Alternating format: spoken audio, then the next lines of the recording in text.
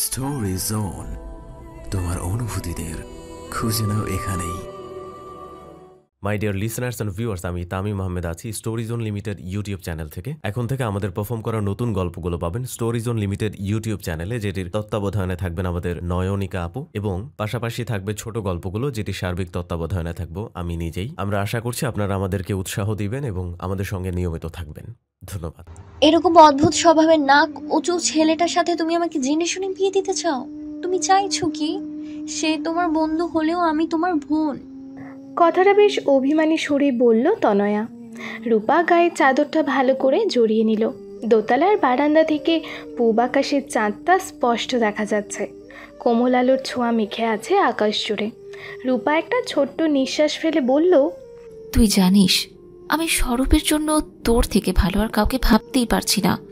ও যতই না কিছু ভাব দেখাক না কেন, ওর মতো ভালো ছেলে তুই পুরো জীবন খুঁজলেও পাবি না। তনয়া এবার নড়ে চড়ে বসলো। আহা, তাই নাকি? তোমার এই ভালো ছেলে প্রথম দিন এসে আমাকে কি জিজ্ঞেস করেছে জানো? কি? কথাটা ভেবেই যেন তনয়ার গা জ্বলে গেল। বলল, জিজ্ঞেস করেছে আমি কোন ব্র্যান্ডের পারফিউম ইউজ করি। তো তাদের সমস্যা কোথায়? তনয়া দাঁত কিরমির করে বলল, পারফিউমের নাম বলার পর জিজ্ঞেস করেছে এটা কে কিনে দিয়েছে, বয়ফ্রেন্ড? এত দামি জিনিস কেনাও বয়ফ্রেন্ডকে দিয়ে? সে তো এতদিনে ফকির হয়ে গিয়েছে বোধ হয়। রূপা হো হো করে হেসে ফেলল। হাসির এক পর্যায়ে হঠাৎ করেই যেন হোঁচট খেয়ে চুপ হয়ে গেল। মুখ অন্ধকার হয়ে গেল তার। তনয়া জিজ্ঞেস করলো, কি হলো তোমার? কিছু না, একটা কথা মনে পড়ে গেল। বাদ দে, তুই রাজি হয়ে যা প্লিজ। যাতে তোমার জীবনে প্রথম ঘটকালি সাকসেসফুল হয়। না বাবা, আমি তা কিছুতেই হতে দিব না। তুই জানিস না স্বরূপকে কত কষ্ট করে রাজি করিয়েছি আমরা। কষ্ট কেন? সে কি বিয়ে করতে চায় না? না, সে মেয়েদের মোটেও পছন্দ করে না। তনয়ার আবারও গা জ্বলে গেল। মানে কি? একটা ছেলে যে মেয়েদের দেখতে পারে না তার সাথে তুমি জোর জবরদস্তি করে কেন আমায় বিয়ে দিতে চাও? তোমার সমস্যাটা কোথায়? রূপা এতক্ষণে তনয়ার মুখোমুখি বসলো। বলল, আচ্ছা, তোকে একটা ঘটনা বলি, শোন। কোন ঘটনা? স্বরূপের জীবনের ঘটনা। তনয়া হাত নেড়ে বলল, আই এম নট ইন্টারেস্টেড। তোর ইন্টারেস্টের খবর জানতে চাইনি, বলছি শোন। রূপা মনে মনে ঘটনাটা গুছিয়ে নিল। তনয়ার দিকে একবার তাকালো। কি মিষ্টি মুখ মেয়েটার, দেখলেই মন ভালো হয়ে যায়। তনয়ার সবটাই মাধুর্যে মোড়া। ওর চাহনি থেকে শুরু করে কাজ করার ঢং, হাসি থেকে শুরু করে মন মানসিকতা সবটাই এত সুন্দর যে রূপার রীতিমতো ঈর্ষা হয়। যদিও রূপা দেখতে তনয়ার চেয়ে সুন্দর, তবুও সে জানে বাকি সব দিক দিয়ে তনয়া তার থেকে অনেক এগিয়ে।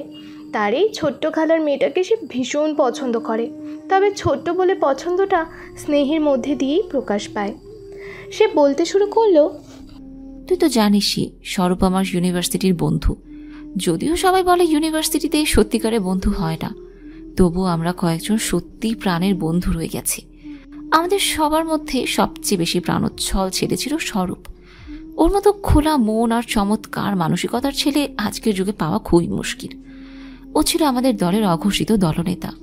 তবে সেরকম আচরণ তার একদমই ছিল না। সবার বিপদে সে সবার আগে পাশে গিয়ে দাঁড়াতো। যে কোনো ক্ষেত্রে হোক, দুষ্টুমি কিংবা সিরিয়াস বিষয়, সবার সামনে থাকতো সে। আমরা ওর ঘাড়ে দায়িত্ব চাপিয়ে দিয়ে গা হাত পা ছেড়ে বসে থাকতাম। সে দায়িত্ব নিত, সেই সাথে আমাদেরও কান ধরে উঠিয়ে ছাড়তো। ও কখনো কারো মন খারাপ হতেই দিত না, হলেও সেটা বেশিক্ষণ টিকতে দিত না। আর ও এখন নিজেই চিরস্থায়ী মন খারাপের জগতে ঢুকে গেছে। আমরা হাজার চেষ্টা করেও তাকে সেখান থেকে বের করতে পারিনি। তনয়াকে আগ্রহী হতে দেখা গেল। কি করে এমন বদলে গেলে? একটা অ্যাক্সিডেন্টের পর। এটাকে দুর্ঘটনা বলবো নাকি দুর্ভাগ্য আমি জানি না, তবে ওটাই সব কিছু বদলে দিয়েছিল। তোর ভাষায় ওই না কুচু ছেলেটা যখন সেকেন্ড ইয়ারে উঠল, তখন প্রেমে পড়ল। সাধারণ প্রেম না, একেবারে সাইক্লোনের মতো তীব্র প্রেম। পাগলের মতো ভালোবাসত সে মেয়েটাকে। মেয়েটার নাম ছিল লোপা। 1 বছরের জুনিয়র ছিল, ইংলিশ ডিপার্টমেন্ট। ওরা বলা চলে দুজন দুজনারই প্রেমে পড়েছিল। তুমুল প্রেম চলেছিল পুরো 4টে বছর। স্বরূপে ঢাকায় কিছুই ছিল না, বাড়ি ছিল গ্রামে। সেই ছেলে লোপার জন্য, ওর সুখ সুবিধার জন্য কষ্ট করে 4 বছর কাটিয়ে একটু একটু করে টাকা জমিয়েছিল সংসারের জন্য। পার্ট টাইম জব করতো অনলাইনে, সেখান থেকে পাওয়া সব টাকা জমিয়ে রাখত। মাস্টার্সের পাশাপাশি অফলাইনেও একটা চাকরিতে ঢুকলো। মাস্টার্স শেষ করার পরপরই ঢাকায় ছোটোখাটো একটা ফ্ল্যাট কিনে ফেললো সে। সেটা সাজালো অল্প অল্প জিনিস দিয়েই, কিন্তু লোপার কাছে গোপন রাখলো সবটা। চেয়েছিল হঠাৎ জানিয়ে চমকে দেবে।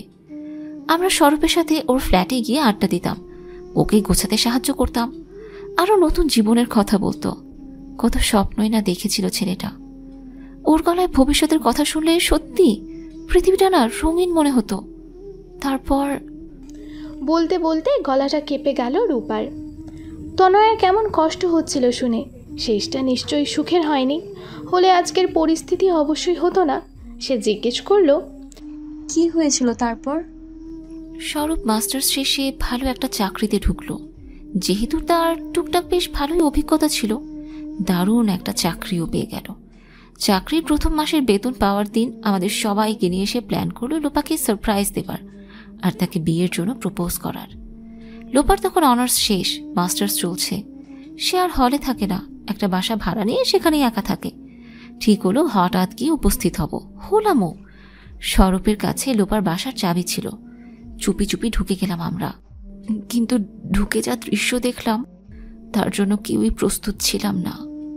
ঠিক কেন? বলতে গিয়ে তনয়া খেয়াল করলো তারও গলা কাঁপছে। মেয়েটা কি মরে পড়েছিল? লোপাকে আমরা একটা লোকের সাথে অন্তরঙ্গ অবস্থায় পেলাম। কি ভয়ানক বিষয় ভাবতে পারিস? তনয়া চুপ হয়ে গেল। সে সত্যিই ভাবতে পারছে না।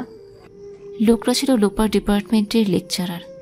ইভেন আমরা তো পরে জানতে পেরেছিলাম লোপা গোপনে টাকার বিনিময়ে অনেক মানুষকেই সার্ভিস দিত। এরপর থেকে আমাদের বন্ধুটা কেমন যেন হয়ে গেল।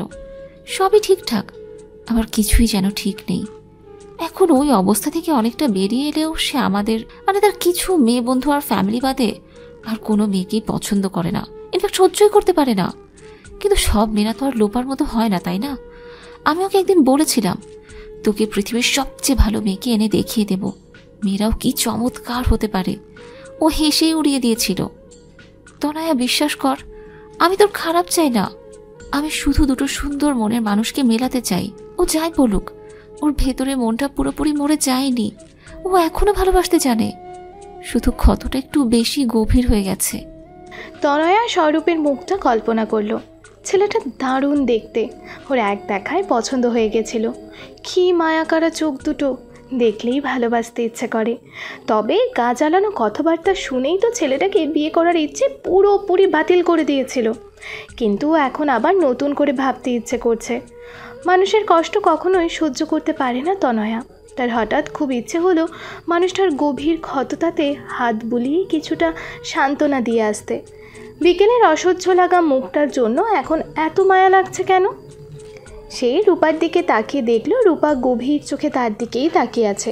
তনয়া তাকাতেই সে বলল, তুই ভেবে বলিস, প্রয়োজনে আবার দেখাও করতে পারিস ওর সাথে। তোকে তো সবই বললাম, আর জোর করব না, বাকিটা তোর ইচ্ছের উপরই ছেড়ে দিলাম। রূপা উঠে চলে গেল। ওর 2 বছর বয়সী ছোট্ট মেয়ে ঘুম থেকে উঠে কাঁদতে শুরু করেছে। তনয়া রেলিংয়ে হেলান দিয়ে গোল 4টার দিকে তাকালো। কি করা উচিত তার? রাতে খেতে বসে তনয়া খেয়াল করলো অনেকগুলো আইটেম হয়েছে। মা এত করলো কখন? এমনিতে মেহমান এলে সে যথেষ্ট সাহায্য করে, কিন্তু আজ যেহেতু তাকে দেখতে এসেছিল তাই মা রান্নাঘরে ঢুকতে দেয়নি। এতক্ষণ বোধহয় ভাবার সময় দিল। এবার খাবার টেবিলে বসে সিদ্ধান্ত জানতে চাইবে। তনয়া মাঝে মধ্যে ভাবে তার মতো ভাগ্য নিয়ে খুব কম মানুষই জন্মায়। আশেপাশে এত অসুখী, হতাশ আর টক্সিক লোকজন দেখতে দেখতে সে যখন নিজের ঘরের দিকে তাকায় তখন সেখানে প্রশান্তি মাখা একরাশ অক্সিজেনের বয়ে যাওয়া টের পায় সে। মা বাবার ঝগড়া সে আজ অবধি দেখেনি। তাকে ছেলেবেলা থেকেই সেই বন্ধুত্বপূর্ণ পরিবেশ তারা দিয়েছেন যেটা যে কোনো মানুষ পেতে চাইবে। তাই তো তার বিয়ের কথা শুরু হবার পর থেকে তার কাছ থেকে কখনো কোনো বিষয় লোকাছাপা করেনি। যা কথা হয়েছে তার সামনে হয়েছে, প্রতিটা ক্ষেত্রে তার মতামত নেওয়া হয়েছে। আজ খাবার টেবিল ভর্তি, খালাখালু আছেন, আছে আজ খাবার টেবিল ভর্তি, খালা খালু আছেন, আছে রূপা আপু আর তার বর ফাইজল ভাইয়া। আজকে তাদের সামনে তার বিয়ের কথা তোলা হবে? হতে পারে, সম্বন্ধটা যেহেতু রূপা আপুর হাত ধরেই আসা। তনয়ার অনার্স শেষ হলো সবে কিছুদিন। মাস্টার্সে তাদের ডিপার্টমেন্টে তেমন ক্লাস করতে হয় না, পরীক্ষাগুলো সময় মতো দিলেই হয়। নোটস জোগাড় করে রেখেছে সে, তবে পড়ায় কোথায় মন বসে। জীবনটা কেমন যেন সব কিছু থেকেও নেই, এর মতো ম্যারম্যারে একঘেয়ে হয়ে গেছে। একমাত্র অ্যাডভেঞ্চার কী হতে পারে? বিয়ে। এই পর্যন্ত অনেক বিয়ের সম্বন্ধই এসেছে, দেখা দেখিও হয়েছে বিস্তর, তবে একটা জায়গাতেই সবটা আটকে গেছে। তনয়া বারবার পাত্রপক্ষকেই ফিরিয়ে দিয়েছে। সে যেন ঠিক মন মতো কাউকে পাচ্ছে না। যার সাথেই সে কথা বলছে তার মনে হচ্ছে তারা ঠিক তনয়াকে দেখে পছন্দ করছে না, পছন্দ করছে ওর বাবার সম্পত্তি আর সম্মান দেখে। এখন পর্যন্ত কাউকে সে তার করা দুটো প্রশ্নের ঠিকঠাক উত্তর দিতে দেখেনি। প্রশ্ন দুটো সে সবাইকে করেছে, শুধু আজকের উজবুক লোকটাকে বাদ দিয়ে। প্রশ্ন করার সময় বা কোথায় পাওয়া গেল? হড়বড় করে উল্টোপাল্টা বকে চলে গেল সে। কী যেন বলেছিল? আজকালকার দিনে এসব বিয়ে ঠিক খেয়ে করে, যাদের আইকিউ কম তারাই এসব নিয়ে মাথা ঘামায়। পড়াশোনা করে ক্যারিয়ার গড়াটাই মেইন ফোকাস হওয়া উচিত। এখন বিয়ের আগেই বিয়ের চাহিদা পূরণ হয়ে বিয়ে দিয়ে আদৌ কোনো লাভ হবে কি? এসব কথা প্রতিবাদ করেনি তনয়া, বিরক্ত হয়ে শুনছিল। শুধু শেষ কথাটা খুব গায়ে লেগেছিল তার। লোকটা বাঁকা হেসে বলেছিল, তোমাকে আমি বিয়ে করতে পারি যদি তুমি বুকে হাত দিয়ে বলতে পারো তুমি ভার্জিন। তনয়া দাঁত কিরমির করতে করতে বলেছিল, গো টু হেল। তারপর ছুটে চলে এসেছিল ছাদ থেকে। পেছনে লোকটা পাগলের মতো হাসছিল। তনু, শুনতে পাচ্ছ? বাবার ডাকে সম্বিত ফিরল তনয়ার। সে এক মনে বিকেলের কথা ভাবছিল আর ভাতের ওপর এলোমেলো আঁকিবুকি করছিল। মাথা তুলে সে বলল, সরি বাবা, কিছু বলেছিলে? তোমার মতামত জানতে চাইছিলাম। কেমন লাগলো স্বরূপকে? আমার তো বেশ লেগেছে, ভালো দেখতে, চমৎকার ক্যারিয়ার। কথা শুনে মনে হলো চিন্তাভাবনাও বেশ গোছানো। তনয়া মনে মনে বলল, ছাই হাতের মাথা, এমন লোককে ভালো লাগলো কি করে? মাও বাবার সাথে যোগ দিলেন। আমারও কিন্তু খুব ভালো লেগেছে। পাটিসাপটা পিঠা কি মজা করেই না খেলো, নিচ থেকে আরও দুটো চেয়ে খেলো। একেবারে আদুরে ছেলে। তনয়া এবার মনে মনে বলল, মাটাও না, যাকে মন মতো খাওয়াতে পারবে সে তার চোখে ভালো মানুষ হয়ে যাবে। এবার ফাইজল ভাইয়া যোগ দিলেন।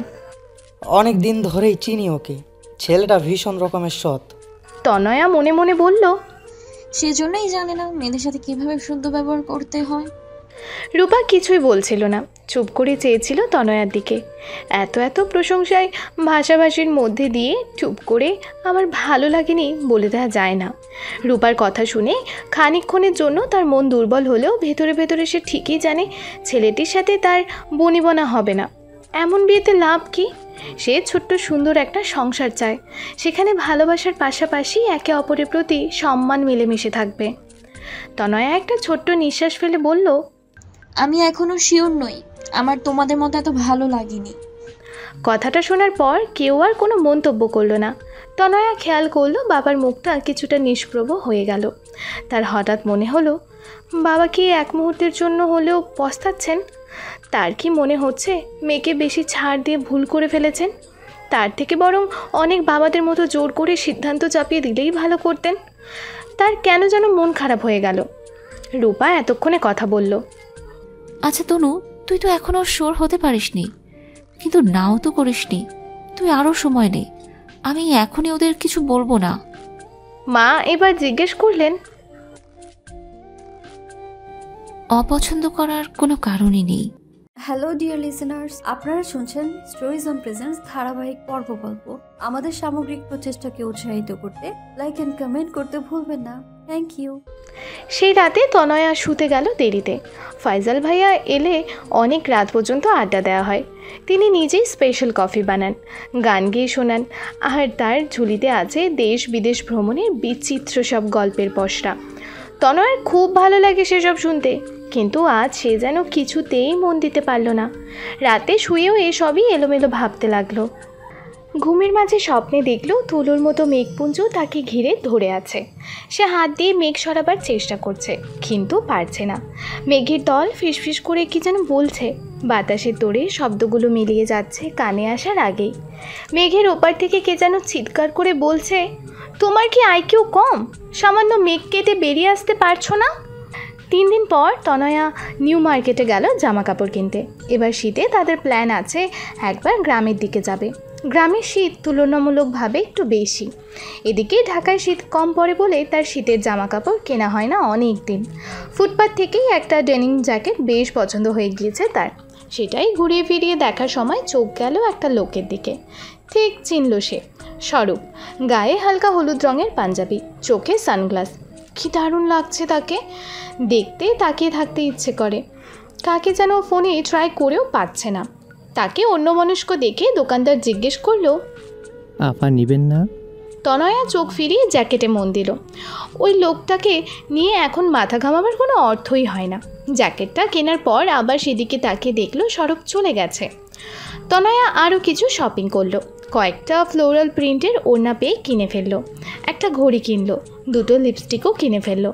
শেষে একটা হাওয়াই মিঠাই কিনে খেতে খেতে পা বাড়ালো বাইরে। রিক্সা খোঁজার দিকে মন তার।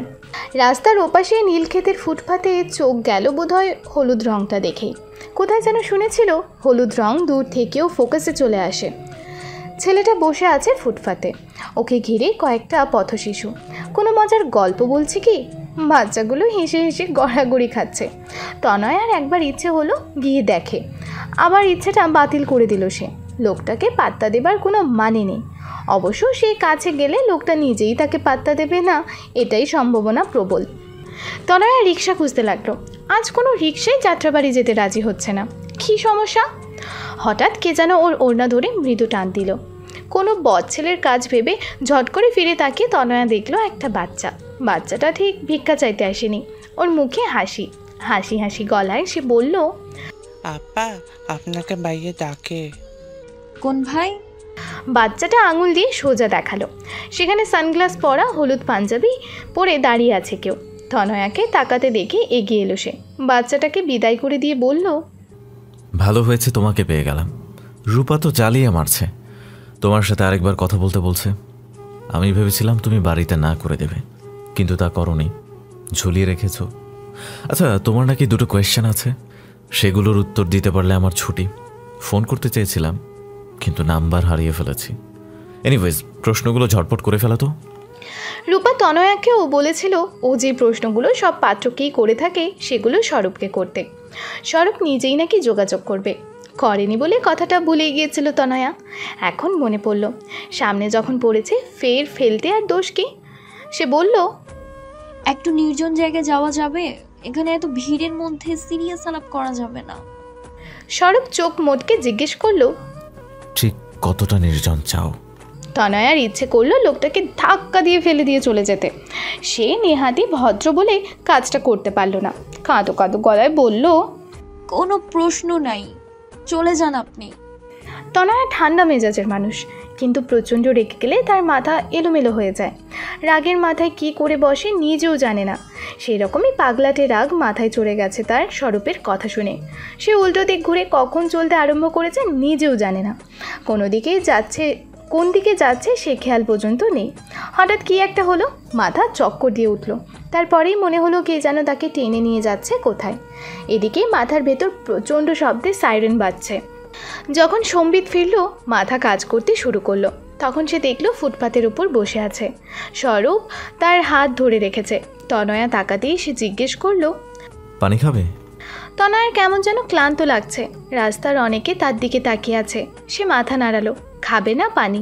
স্বরূপ বলল, গাড়ির নিচে পড়তে আর একটু হলেই এমন কেন করছিলে? আমি উল্টাপাল্টা বলেছি, আমাকে গাড়ির নিচে ফেললেও বুঝতাম। অপরাধীর শাস্তি নিজে মাথা পেতে নিতেই প্রথম দেখলাম। চোখ আমার সার্থক। নিজেকে গাড়ির নিচে ফেলার কথাটা স্বরূপ এত সিরিয়াস মুখ করে বলল যে তনয়ার রাগ পড়ে গেল। তবে বাইরে সেটা প্রকাশ করলো না। স্বরূপ বলল, চলো সামনের খাবারের দোকানে গিয়ে বসি, ওরা দুর্দান্ত স্যান্ডউইচ বানায়। খেতে খেতে তোমার প্রশ্ন শুনবো। না কি করবে না? না করতে ইচ্ছে হলো করো না, কিন্তু তোমাকে দেখে ঠিক সুস্থ মনে হচ্ছে না। এতটা পথ যেতে পারবে না একা। আবার আমার সাথে তো যাবেই না। তনয়ার হাসি পেয়ে গেল, কিন্তু সামলে নিল এবারও। মাথাটা এত জোরে চক্কর দিয়েছিল যে উঠে দাঁড়াতে গিয়ে আবারও কেমন ঢলে উঠল সে। অগত্যা সরপের হাত ধরে উঠতে হলো।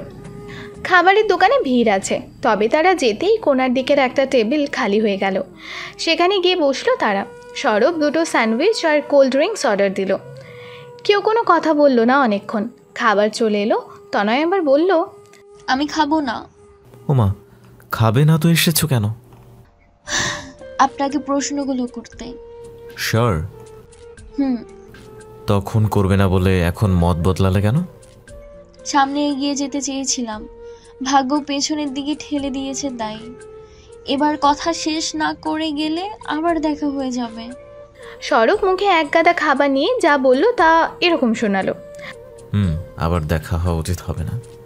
তনয়া এবারও হাসি চেপে কোল্ড ড্রিঙ্কসের গ্লাসটা টেনে নিয়ে চুমুক দিয়ে সময় নষ্ট না করে বলে ফেলল, প্রশ্নগুলো সাধারণ জ্ঞানের মতো। পৃথিবীর সবচেয়ে বড় প্রাণী কোনটি টাইপ না, অন্যরকম। এগুলো কোথা থেকে পেয়েছি সে গল্প কাউকে বলিনি। সে জাগে প্রশ্ন করি। ধরুন আপনি হঠাৎ করে কোনো কারণে খুব আর্থিক সমস্যায় পড়লেন, এতটাই দরিদ্র হয়ে গেলেন যে 3 বেলা খাবার জোটে না। দীর্ঘদিন এরকম চলার পর কেউ আপনাকে বলল সে আপনার ভাগ্যকে বদলে দেবার একটা পাথর দিবে, সে পাথর ধারণ করে আপনার দিন ফিরবে, কিন্তু বিনিময়ে তাকে আপনার সবচেয়ে দামি জিনিসটা উপহার দিতে হবে।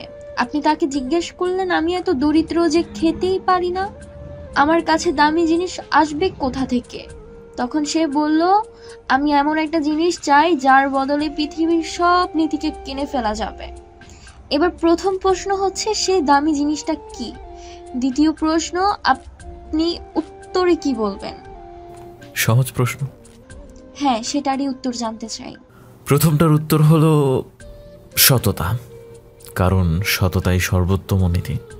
আর দ্বিতীয়টার উত্তর হলো আমি পাথরে বিশ্বাস করি না। তনয়া খানিকটা অবাক হলো। তার প্রশ্নটা সহজ ছিল, এটা সত্য, তবে বেশিরভাগ মানুষ উল্টোপাল্টা উত্তর দিয়েছে। প্রথমটার উত্তর অনেকে বলতে পারলেও দ্বিতীয় ক্ষেত্রে তারা বলেছে তারা প্রস্তাবটা ফিরিয়ে দেবে, কারণ তারা সৎ।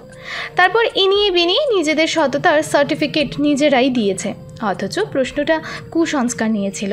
আবার অনেকে প্রথমটাও বলতে পারেনি, কারণ তারা হয়তো নিজেদের দামি জিনিস বলতে চারিত্রিক দিকটা ভাবতেই পারেনি। এই প্রথম সে একটা সঠিক উত্তর পেল। তার মনে হলো এই উত্তরটা আরও অনেকেই জানতো। সে বেশ বুদ্ধিমান মানুষদেরও প্রশ্নটা করেছে, কিন্তু তারা অন্য কোনো কারণে উত্তর দিতে পারেনি। কী কারণ? তারা তার জন্য পারফেক্ট ছিল না এজন্য? ভাগ্য কি তাকে জোর করে বোঝাতে চাইছে এই পাগল লোকটা তোর জন্য পারফেক্ট? না, তার চেয়ে বরং বলা যেতে পারে লোকটা তার চোখ খুলে দিয়েছে। এই ঠুনকো দুটো প্রশ্ন দিয়ে কাউকে বিচার করা যায় না, বিচার করতে হয় তার ব্যবহার আর ব্যক্তিত্ব দেখে।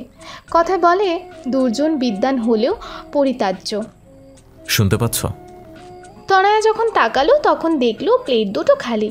স্যান্ডউইচ দুটো উদরসাৎ করে ভদ্রলোক কোন ফাঁকে যেন তার হাত থেকে কোল্ড ড্রিঙ্কস সরিয়ে নিয়ে সেটাও সাবার করেছে। আশ্চর্য লোক। তনয়াকে তাকাতে দেখে সরব চোখ বড় করে বলল, তুমি কি এটা খেতে? আমি ভেবেছিলাম খাবে না। যাকে আমার রাত খাওয়া জিনিসে নিশ্চয়ই চুমুক দেবে না। মজার ব্যাপার কি জানো? আমার এক প্রেমিকা ছিল, সে আমার মুখ এঁটো করা বোতলে পানি খেত না। ভাবতাম সে খুব খুঁতখুঁতে মানুষ। তারপর তাকে এমন এক জিনিস খেতে। তনয়ার চোখের দিকে তাকিয়ে সরব এবারের মতো মুখ বন্ধ করে ফেলল।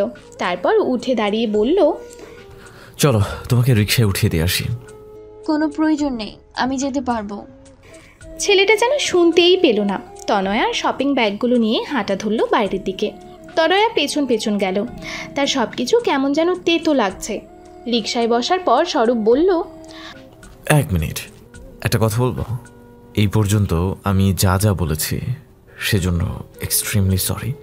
আমি মেয়েদের পছন্দ করি না, তবে উত্ত্যক্তও করি না। তোমাকে আজে বাজে কথাগুলো বলেছি বিয়ে ভাঙার জন্য। তোমাদের বাড়ির বড়রা আমাকে বেশ পছন্দ করে ফেলেছে, তাদের সাথে তো আর উল্টাপাল্টা আচরণ করা যায় না। এদিকে আমার বাড়ির লোক আর বন্ধুরা পাগল হয়ে গেছে বিয়ে দিতে। ফাইনালি বলেছে তোমার সাথে সেটিং না হলে আর জোরাজোরি করবে না। তাই আর কোনো অপশন ছিল না। যা যা বলেছি ভুলে যাও। আর একটা ভদ্রলোক দেখে বিয়ে করে ফেলুন। আশা করছি আমাদের আর দেখা হবে না। আপনি প্রশ্ন দুটোর সঠিক উত্তর জানতে চান না? না, আমি ভুল উত্তর দিতে পেরেছি, এটা জেনে খুশি লাগছে। বিদায়। স্বরূপ বিদায় বেলায় খুব সুন্দর করে হাসল। তনয়া ওর চোখের ভেতর দিয়ে হৃদয়ের ভেতরের আরও অনেকটা যেন দেখে নিল এক ঝটকায়। পথে যেতে যেতে তনয়ার কেমন বিষাদমাখা মন খারাপ হতে লাগলো। মানুষটা যতক্ষণ ছিল ততক্ষণে নরম শীতের চাদরের মতো যেন জড়িয়েছিল কোনো এক অনুভূতি। এখন ফাঁকা ফাঁকা লাগছে। এরকম আর কখনো কারোর জন্য হয়নি তার। কেন লাগছে এমন? বাড়ি ফিরে শপিং ব্যাগগুলো খুলতে গিয়ে দেখলো একটা অতিরিক্ত ব্যাগ। ব্যাগের ভেতর 2 প্যাকেট হাওয়াই মিঠাই। বারান্দায় বিকেলের রোদে বসে চুল শুকাতে শুকাতে হাওয়াই মিঠাই দুটো খাচ্ছিল তনয়া, 2 হাতে দুটো। তার অনেক দিনের ইচ্ছে ছিল এভাবে হাওয়াই মিঠাই খাওয়ার। নেহাতেই লোকে পাগল বলবে, সেই জন্য কখনো খায়নি। এই বারান্দায় অনেকটা সময় পর্যন্ত রোদ থাকে বলে মা এখানে আচার শুকাতে দিয়েছে। আকাশ পরিষ্কার, চিকন একটা সাদা মেঘের রেখা দূর আকাশের প্রান্তে ভেসে আসে আলতোভাবে। সূর্যের আভা কমলা হয়ে আসছে। তনয়ার মনটা কেমন কোমল হয়ে আছে। ছাড়া ছাড়া চিন্তাগুলো হুটহাট আসছে যাচ্ছে মনে আলতো রেখাপাত করে। তার জীবনে প্রথম প্রেমে পড়া বলে কিচ্ছু ছিল না, তবে কিছু ঘটনা মনে না রেখে থাকা যায় না। ওই যে রাস্তার পাশের বড় কদম গাছটা, ওটার আড়ালে ছেলেটা দাঁড়িয়ে থাকতো রোজ বিকেলে। তনয়া বিরক্ত হতো, আবার কেমন মজাও লাগতো। সে জানালা দিয়ে একটু পর পর লুকিয়ে দেখতো ছেলেটা আছে নাকি চলে গেছে। মুখ চোরা ছেলেটা কিছুই বলতে পারেনি তাকে, শুধু দেখে গেছে। এরপর একদিন সে হুট করে মরে গেল। মা যখন বলেছিলেন অমুক ছেলেটা ছাদ থেকে লাফিয়ে পড়ে মরে গেছে, তখন কি ভীষণ অবাক হয়েছিল তনয়া। ছেলেটার মা বাবার সম্পর্ক ভালো ছিল না, রোজ বাড়িতে অশান্তি হতো। সহ্য করতে না পেরে তনয়ার মনে হয়েছিল, আহারে ছেলেটাকে একবার যদি জিজ্ঞেস করা হতো তুমি কেমন আছো, ইচ্ছে করলেই সে জিজ্ঞেস করতে পারতো। কিন্তু কখনো ইচ্ছেটাই হয়নি। সে হয়তো একটু মমতার আশায় একটু ভালো থাকতে ওর কাছে আসতো, কিংবা ইউনিভার্সিটির পবিত্র কয়েকটা বছর একসাথে পড়াশোনার পরেও তনয়ার বিন্দুমাত্র ধারণা হয়নি ছেলেটা তাকে কতটা পছন্দ করে। বিদায় অনুষ্ঠানের দিন সে খুব আবেগ নিয়ে বলেছিল, বিশ্বাস কর তনু, ধর্ম ছাড়া পৃথিবীতে আর যে কোনো কিছু ছাড়তে হলে আমি তোর জন্য ছাড়তে পারতাম। চলে যাচ্ছি আজ, তুই খুব ভালো থাকিস। তোর জন্য হয়তো পৃথিবীতে আরও অনেকজনের ভালোবাসা জমা করে রাখা আছে অন্য কারোর কাছে। পবিত্র চলে গেছে ইংল্যান্ড। যাওয়ার আগেই তনয়াকে ফেসবুক থেকে ব্লক করে দিয়েছে। ভালোবাসা বোধহয় পৃথিবীর সবচেয়ে দুর্বোধ্য বিষয়গুলোর একটা। তনু, কি কিনে এনেছিস, দেখালি না যে? মা ঢুকলেন ঘরে, ঘর থেকে বারান্দায়। ওর হাওয়াই মিঠাই দুটো তখন শেষের পথে। মা হেসে বললেন, তুই কি বাচ্চা? না, আমি তো একটাই কিনেছিলাম, পরে দুটো কিনে দিল। কে? সৌরভ। দেখা হয়েছিল ওর সাথে? তারপর কি? সব ঠিকঠাক? তনয়া প্রশ্নটা বুঝতে পারল না, বলল, কোনো সমস্যা নেই। মা 400 ভোল্ট বাল্বের মতো জ্বলে উঠলেন হঠাৎ করে। তারপর আলহামদুলিল্লাহ পড়ে প্রস্থান করলেন। তনয়া বোকার মতো তাকিয়ে রইল। ঘটনাটা কি হলো? একটু পর ফোন এলো রূপার। প্রথমেই সে জিজ্ঞেস করলো, স্বরূপ কি তোর প্রশ্নের উত্তর ঠিকঠাক দিয়েছে? হ্যাঁ, তা দিয়েছে। রূপাও ওপাশ থেকে বলল, আলহামদুলিল্লাহ। তনয়া কিছুক্ষণ বোকার মতো বসে রইল। তারপর ভাবলো ব্যাপারটা আরও ঘেটে যাবার আগে থামাতে হবে। সে মোটেও বদ ছেলেটাকে বিয়ে করবে না। সে যখন বাবার ঘরের দিকে গেল তখন দরজার কাছে দাঁড়িয়ে শুনতে পেল বাবা দারুণ খুশি খুশি গলায় কাকে যেন ফোনে বলছেন, এবার ভাই আমার মেয়ের বিয়েটাও ভালোই ভালোই দিতে পারবো, চমৎকার পাত্র পেয়েছি, কি যে শান্তি লাগছে বলে বোঝাতে পারবো না। তনয়ার চোখে পানি চলে এলো। সে আর কিছুই বলল না, চলে গেল নিজের ঘরে। বাবার এত আনন্দটাকে সে আবারও অসম্মতি জানিয়ে নষ্ট করে দিতে পারবে না। বাবা বুঝতে দেননি, কিন্তু তার এই গলার স্বর বুঝিয়ে দিচ্ছে তিনি কতটা চাপ থেকে মুক্তি পেয়েছেন। তনয়া ঘরের দরজা বন্ধ করে বসে অনেকক্ষণ কাঁদল। তারপর মনে হলো তার হাতে আসলে কিছুই নেই, যা হচ্ছে সেদিকে তাকে টেনে নিয়ে যাচ্ছে তার ভাগ্য। স্বরূপ জানালার পাশে ইজি চেয়ারে বসে চোখ বন্ধ করে কি একটা ভাবছিল। ঘরে একটা শব্দ হলো। ইঁদুর কি? বড় ফ্ল্যাটটা খাঁ খাঁ করে সারাক্ষণ, সে বাদে আর কারো বাস নেই এখানে। অবশ্য কিছু ইঁদুর, তেলাপোকা আর একগাদা মশা তাকে সঙ্গ দিতে থেকে যায়। এদের ঝেঁটিয়েও তাড়ানো মুশকিল। মানুষগুলো এমন করে থেকে যেত যদি। লোপার সাথে বিচ্ছেদের পর স্বরূপ আগের ফ্ল্যাটটা বিক্রি করে বড় একটা ফ্ল্যাট কিনেছে। ভালো চাকরি, একা রায়, এমন কোনো বিলাসদ্রব্য নেই যা সে কেনেনি। অথচ বাসাটাতে কোনো শান্তি লাগে না তার। মা এলে কিছুটা ভালো লাগে। এখনও মা নেই, মা বেশি দিন থাকতেও পারেন না। তার নিজের প্রতিষ্ঠা করা স্কুল আছে, সেই স্কুলের পেছনে সারা দিন চলে যায়। মা প্রায়ই ওকে বলেন গ্রামে চলে যেতে, কিন্তু গ্রামে গিয়ে সে করবেটা কি? হাল চাষ করার সামর্থ্য তো তার নেই। তবে এই জীবনটা আর যাই হোক ঝামেলাযুক্ত নয়। এদিকে সবাই তার জীবনে ঝামেলা তৈরি করার জন্য হাত ধুয়ে লেগে গেছে। কোথা থেকে যেন এক একটা মেয়ে ধরে এনে দেখিয়ে বেড়াচ্ছে।